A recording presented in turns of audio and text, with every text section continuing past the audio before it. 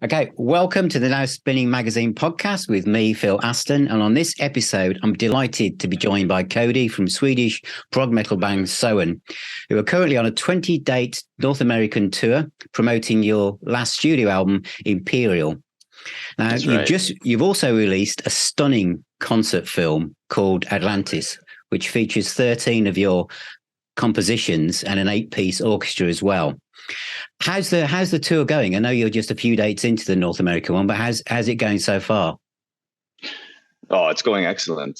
We weren't sure what to expect because it's our first North American tour, or proper one, I should say. You know, we've played a couple of Canadian dates in the past, but yeah, it's been great. I mean, great turnouts, fantastic crowds. Everything is running smoothly, and we've got a really great support act in Oceans of Slumber touring around with us. So the vibe is good right now. And the audience, because not only has it been a while for you to get really into playing in front of live audiences again, but also for your audience, it's, are you noticing there's perhaps a different reaction from the audience than before lockdown? Are people like really hungry for live music and to see you again? Definitely. Yeah. I mean, coming back from COVID, we were hungry to play, and people were hungry to listen. So it's this sort of this beautiful combination of I think everybody just appreciating the experience and not really taking this kind of stuff for granted anymore. Yeah. Of course.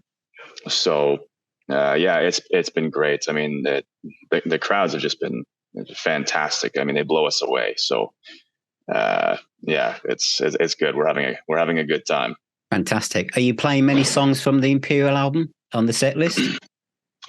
Yeah, a good chunk of them. It's still very much promoting the Imperial album. So I would say 4 or 5 songs from that album. Yeah. Now, because obviously before you went out on tour, you'd done the Atlantis album, and obviously you'd recorded Imperial for a while before it came out. Have some of these songs started to take on almost like different arrangements? Have they started to develop on stage? A little bit. I'm thinking of Antagonist, for instance, is so different on Atlantis than it is on Imperial. It's like, it's that heavy riffs and dynamics on the studio album, and on the live one, it's very different. Have you felt tempted to bring in some of the Atlantis arrangements on stage at all?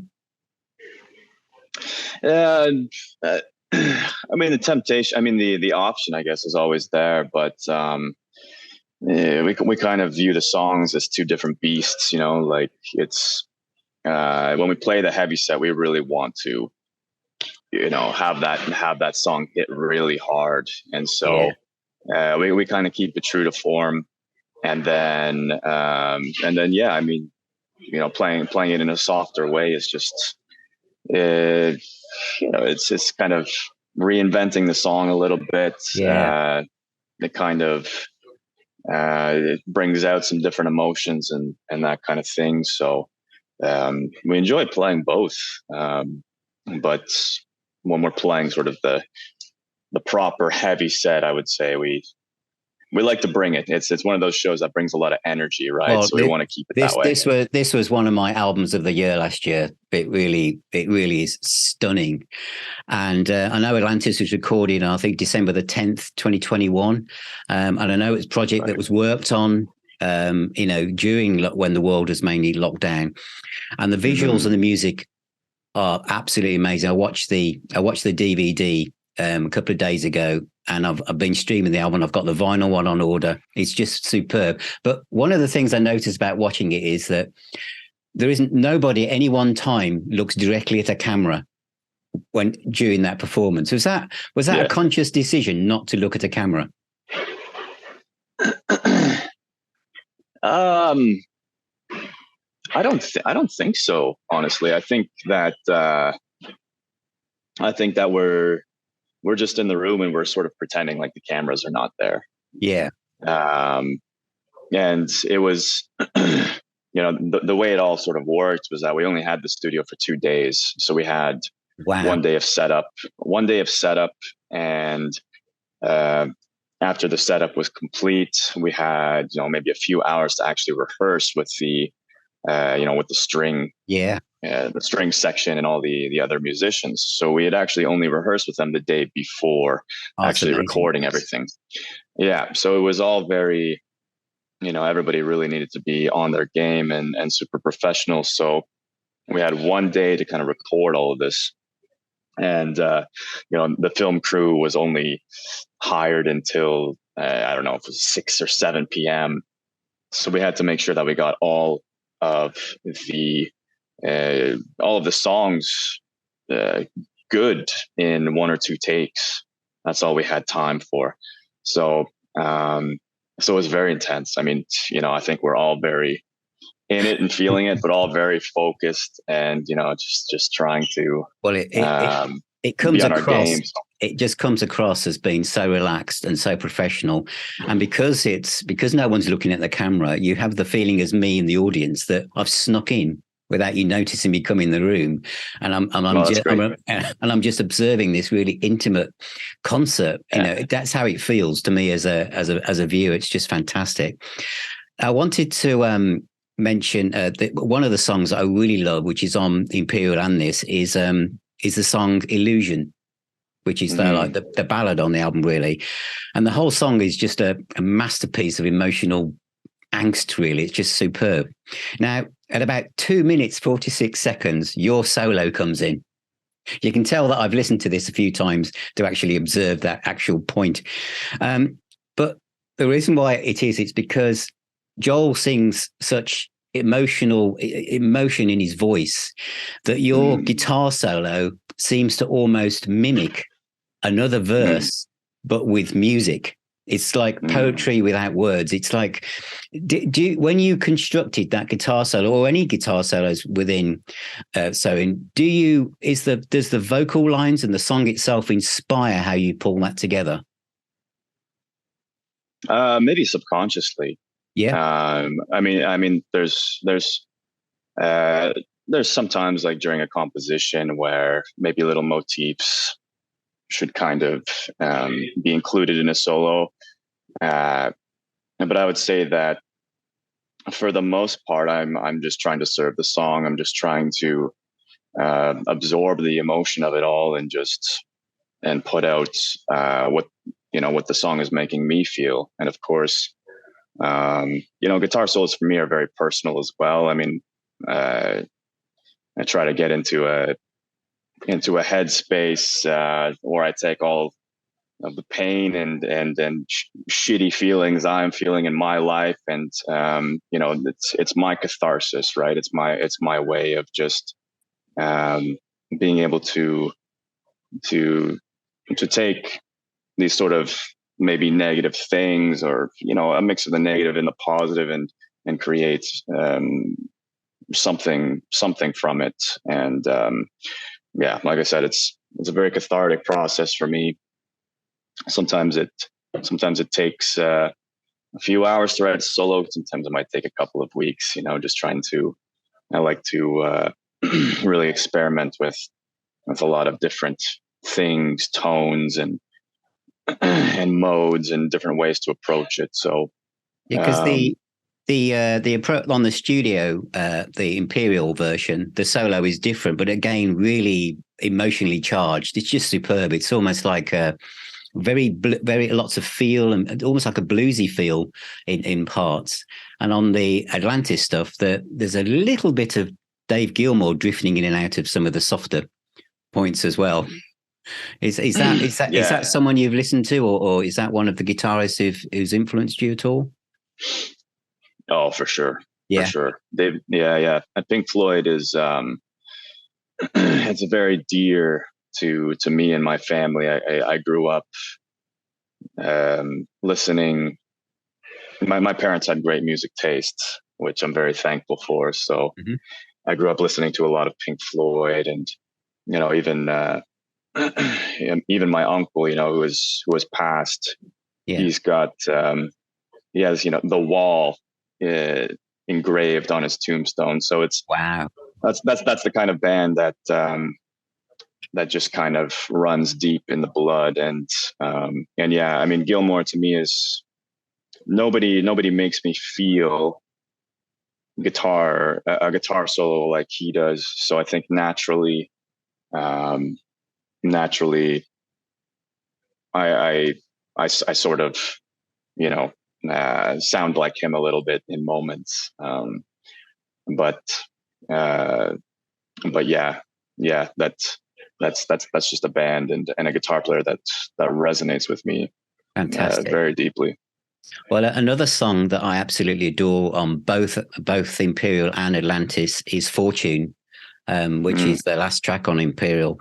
And I know that's one of Joel's favorite songs as well. And it's got a very powerful vibe, very emotional. It's a bit of melancholy in there, but it's full of hope. And again, your guitar playing, on Atlantis, when you slide the plectrum down the guitar, I think it's about 3.5 minutes in, and it just signifies another part coming in. And then later on, when there's a twin guitar part and the violins come in and the vocals, it's just epic. It really is such a fantastic song. And that's why I think I feel like that your guitar, and I understand that you're kind of channeling how you're feeling at the time, but it seems to connect so well with Joel's lyrics and the overall performance of the band. When you play that live, I presume that one's in the set. Is that song in the set? We played that not in the typical heavy set, but we do play that in the Atlantis set, in the stripped down set. Yeah, because your music and a lot of these songs, and because we've all been globally through quite an event, that you must almost see it in the eyes of the audience when you look out, that the way that your band's music makes people feel. You can almost probably see it in their eyes that it's like, as you say, letting go and rejoining the world, because music is such a healing force. But to actually be back in front of the band, and obviously you as the band back in front of the audience, has that inspired like new songs for what you may do next? Oh, of course. Yeah, it's the wheel is turning, so to speak, right? It's just when we play live and we feel the crowd, we feel how they react to songs. I think we have a lot of messages of strength and hope and sort of this fighting spirit in a lot of our songs and our lyrics. And with how the world is, with everything that's transpiring in the world, I think a lot of people are turning to our music, to just feel that thing where they're not alone in the fight, and so this really beautiful thing happens where you see people from different walks of life, hundreds of them, and they're all sort of experiencing the music in their own way, but in a similar way. And it's a really beautiful thing. It's definitely fuel to the flame for us, especially with lately, the Masha Amini kind of stuff. The Iranian fans that are coming to our shows. Wow. It's just unbelievable. It's unbelievable. Last night in Montreal, it was, a big section of them with signs, freedom for women and this kind of thing. And so, we love to see that. We love to see that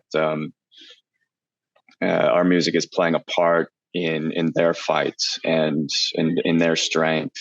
And how could you not be inspired by that, right? It's so powerful. It's hard not to get too emotional on stage sometimes, really. It's it's a really special thing. It's a really special connection. I think one of the other things that makes you different, I know you're, you know, when I had the press release and when I read about you, people say it's your progressive metal band, but you're not traditionally that kind of band. Whereas I think what I'm trying to get at is the songs seem to come first. Some bands in this genre, there has to be room in the song for one of the instrumentalists to go off and do their thing. And you know, so the songs are kind of like longer because there's these extra sections built into it. But with Soen, your songs are the vehicle. So whatever you play, whether it's Lars doing keyboards or extra guitar or yourself, it's what fits in the song.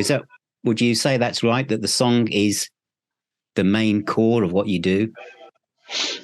Definitely. I mean, you said it perfectly. That's kind of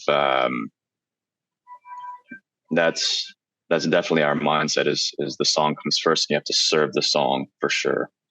You know, there's you have to have good melodies, you have to have a good message, and everything has to really elevate that. And so, there's a lot of, I think the band has matured in a way where we know where to sort of cut the fat in songs, and just make sure that, you know, everything is serving the song in an appropriate way. You nailed it. And I think I mentioned this at the beginning, but on live, do some songs like take on a life of their own, and you sometimes let go of the rail and they sort of go on a little bit longer, or a section goes on a bit longer than you would have expected based on the audience reaction or how you feel yourselves as how the night's going?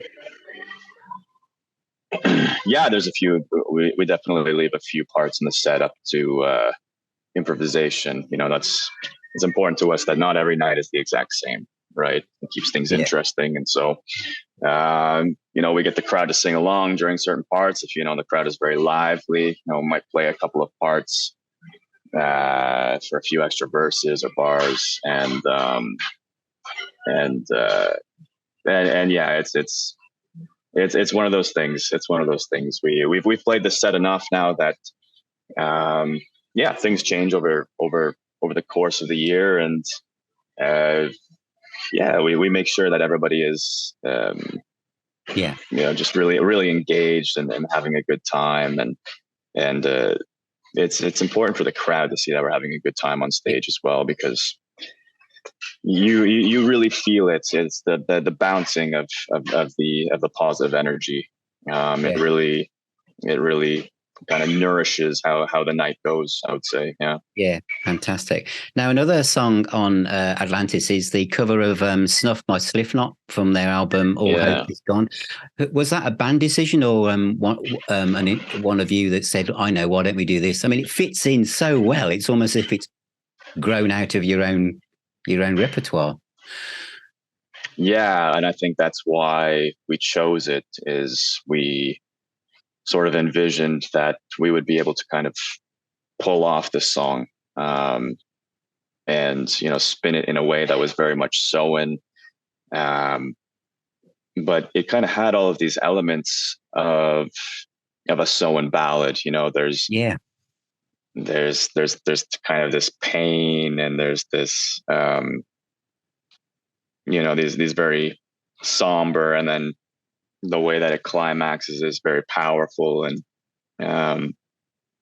at the end of the day, you know, it had to be a song that that Joel really likes to sing and that he could really pull off, because that's the most important thing.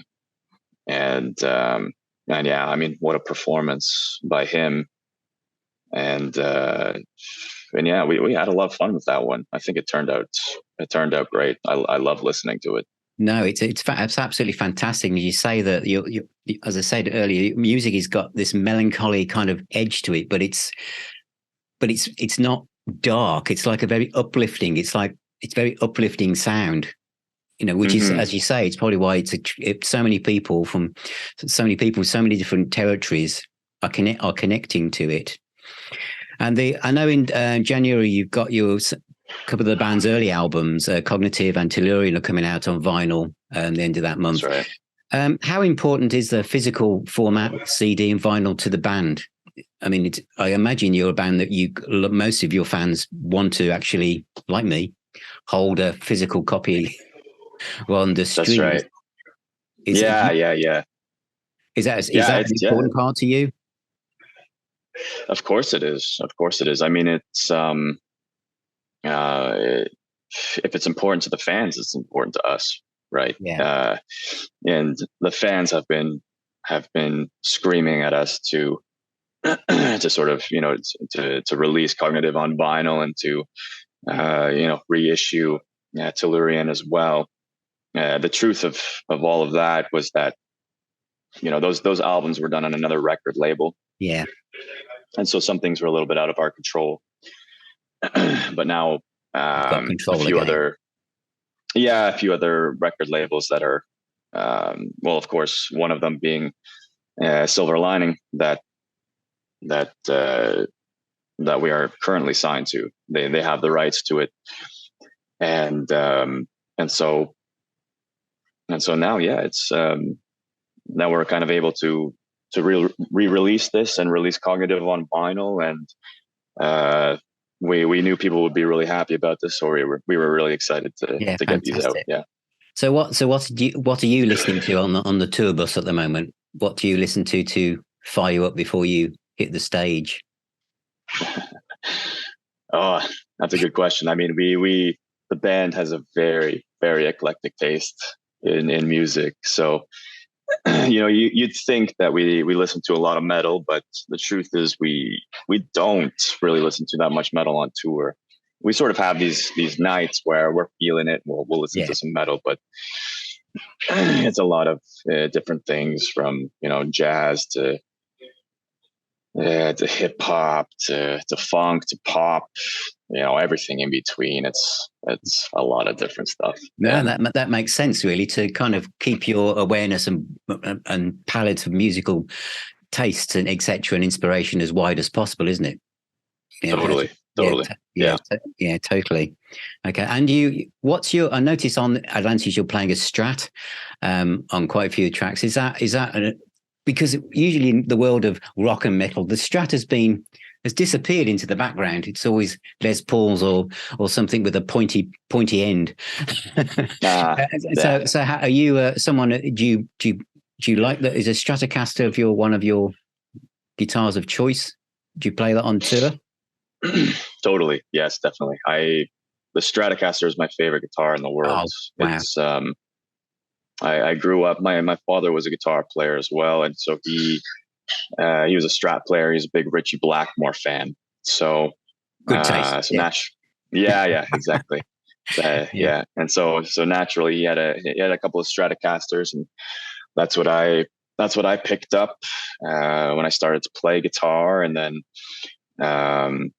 saved my pennies and bought my own one day, and it's my favorite guitar. I mean, when it comes to the solos and the kind of soulful parts, that's the guitar that really, I feel like my soul can speak through that instrument, and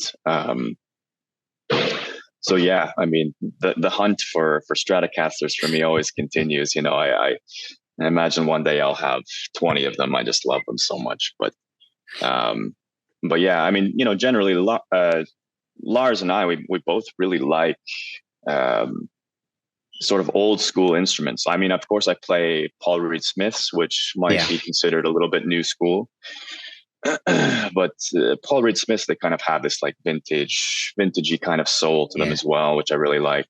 And so, yeah, we're this sort of metal band that's, I guess you could say we're modern enough, but we really like to keep things, in terms of the instruments we play and the sounds. There's kind of this vintage feel to it, and that I think it works so well. It works so well, and those very gentle guitar lines you do on Atlantis on some of the tracks, it's just absolutely sublime. It's just really beautiful, and so much feel in that playing as well. Well, I know we're nearly out of time, so I just want to thank you, Cody, for being with me today.